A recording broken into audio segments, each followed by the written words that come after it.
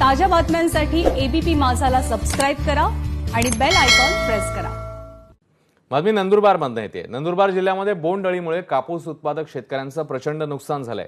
त्यामुळे सरकार जोपर्यंत नुकसान भरपाई देत नाही तोपर्यंत एकाही मंत्र्याला पाय ठेवू देणार नाही असा इशारा भाजपच्या वतीने देण्यात आलाय। बोंडअळीचा प्रादुर्भाव वाढल्यामुळे शेतकऱ्यांनी कापसाचं पीक काढून टाकण्यास सुरुवात केली आहे। नुकसान झालेल्या भागाचे पंचनामे करून शेतकऱ्यांना त्वरित नुकसान भरपाई जाहीर करावी अशी मागणी भाजपने केली।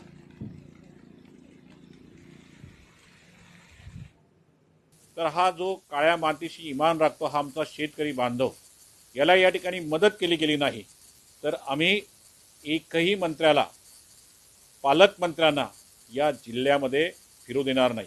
भारतीय जनता पार्टी नंदुरबार जिल्हा तीव्र आंदोलन छेडेल। बातमी बीडमधून आहे। बीडच्या नामलगाव फाटा येथे असणाऱ्या एसआर जिनिंगला स्वाभिमानी शेतकरी संघटनेच्या कार्यकर्त्यांनी कुलूप ठोकले।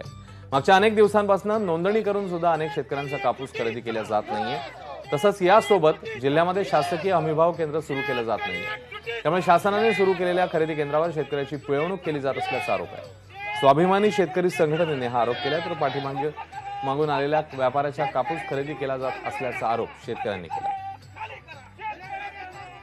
या ठिकाणी व्यापाऱ्याच्या गाड्या खाली केल्या जात आहेत, त्यांचा वला कापूस खाली केला जातोय, परंतु आमचा वाळलेला सुद्धा आणि नंबर नाही येऊन सुद्धा नियमाने येऊन सुद्धा खाली केला जात नाही।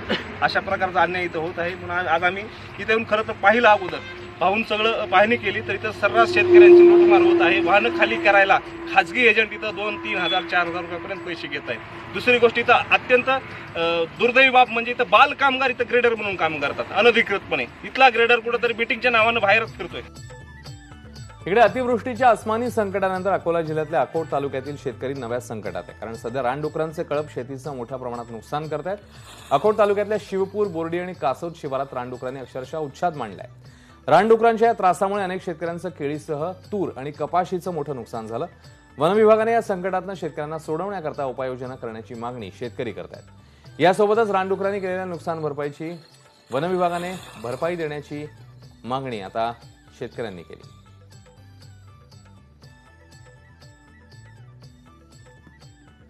मला रानडुकरांचा इतका त्रास आहे की सर्व केळीचं नुकसान केलेलं आहे माझं।